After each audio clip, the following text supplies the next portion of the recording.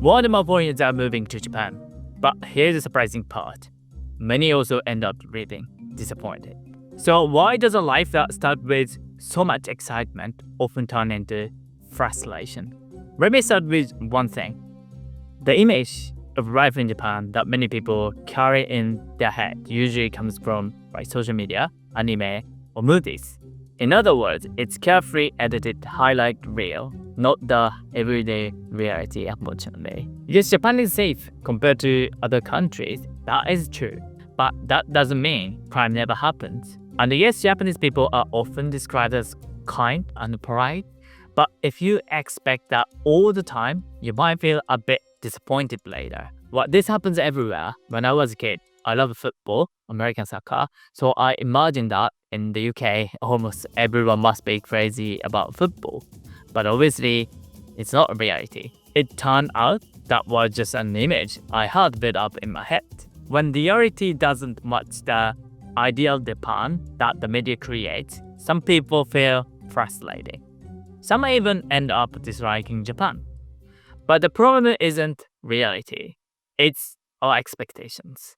Japan isn't a country where life always feels like an anime. It's a country shaped by centuries of traditions and unique customs. And if you know that, it's easier to see things as the Japanese way rather than Japan failing your expectations. And this gap between what you see on the surface and what you experience when you actually live here, that is a perfect time to start talking about something called the cultural iceberg. When we talk about cultural differences, the cultural iceberg is a common example. What you see on the surface, the visible part, is only about 10% in most countries. But in Japan, it feels more like 1% in my opinion. Almost everything is hidden below the surface. So why is it so hard to see? Well, because Japan has a cultural habit called honne and tatemae. Honne means your true feelings.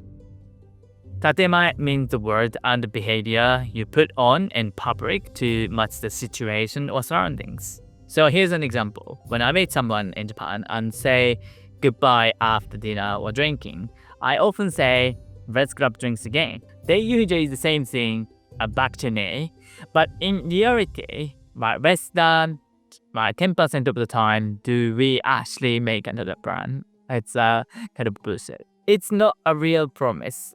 It's just a polite way of closing the moment. That is a tatemae. Japanese people avoid saying no directly almost at all costs, which means understanding what they really think is often very difficult. And for foreigners, that can be a huge source of confusion.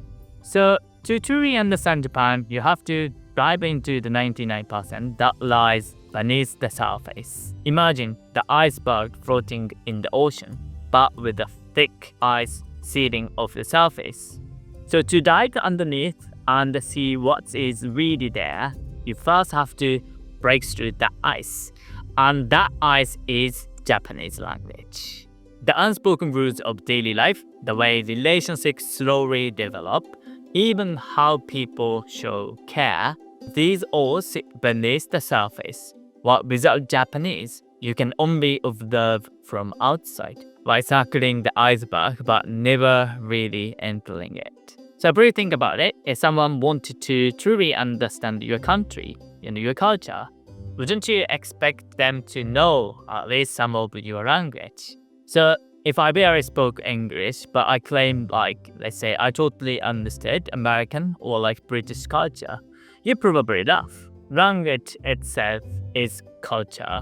In Japan, it's not just a tool for communication, it's the doorway to everything hidden below the surface. But here's the catch. Breaking through the ice isn't easy. Japanese is considered one of the hardest languages in the world. The writing system alone, hiragana, katakana, and thousands of kanji, but already intimidates many Japanese learners. On top of that, the levels of politeness and the cultural specific expressions make it feel endless. But because of this, Most foreigners never reach the level where they can dive into deeper conversations. Daily life then stays limited to the basics, ordering food, shopping, and casual chat. That is fine, but it also means that the richer side of Japanese life remains locked away. And sometimes not knowing the language at all leads to misunderstandings. You might think Japanese people are cold or that Japan is an unfriendly place to live. So over time, those frustrations can turn into real dislike. So yes, Japan is tough, but every bit you learn, like phrase beyond the basics, the right tone for the right moment, small nuances, opens new doors. The more you learn, the more Japan starts to make sense, and easier it becomes to enjoy living here. But even if you speak Japanese, relationship in Japan can still feel confusing. The biggest challenge is personal distance. For Japanese people, it's just common sense, but for foreigners, it can feel cold. For example, Japanese people don't hug or shake hands when meeting, not even with friends. On trains, people often avoid sitting right next to someone, if they can.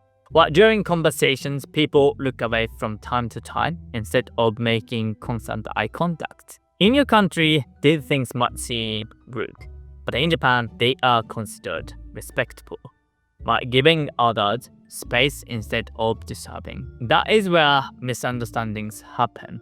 While some people think they are keeping a distance, so they must be rejecting me.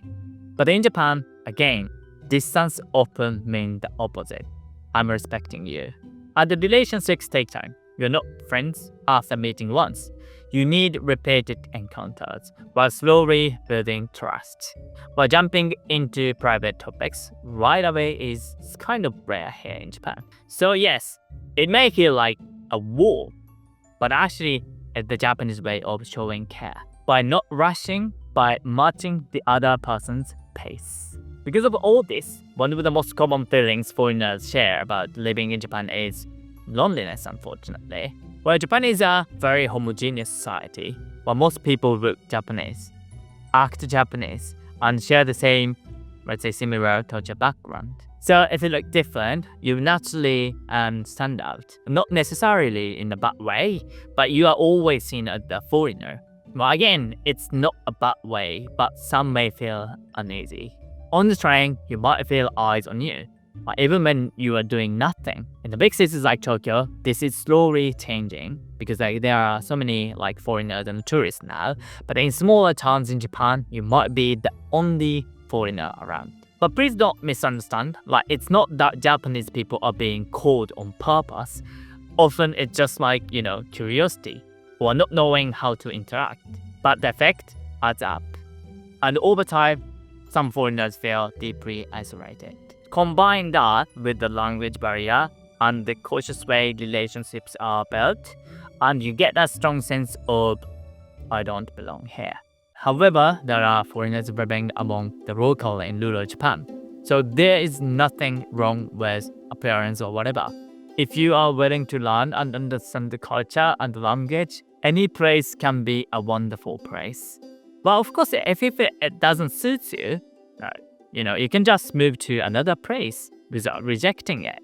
That is the life. But you can't ignore everyday frustrations wherever you are in Japan. But from the outside, Japan looks high-tech and convenient, bread trains, advanced gadget, 24/7 convenience stores. And yes, that's true, somewhat. But once you live in here, you will also run into the opposite. Government offices and banks, but still mostly paper forms and stamps. Something as simple as changing your address can take half a day sometimes. For people coming from countries where everything is done on the smartphone, this feels like stepping back in time. And the rules. So many rules here. The trash has to be sorted differently depending on the day and the time, of course. If you get it wrong, your bag might be returned with a big red warning sticker. But even in my apartment, there can be strict rules about, smoking, of course, or how to hang your laundry or whatever. These rules are designed to make life comfortable for everyone.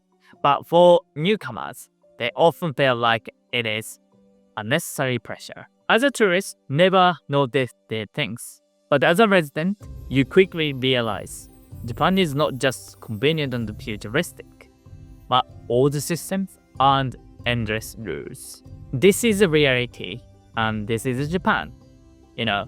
So in my opinion, the important thing is like try to learn as much as you can. Language, culture, or life, behavior, whatever things. That is life, and that is living in other countries. You should enjoy experiencing new things.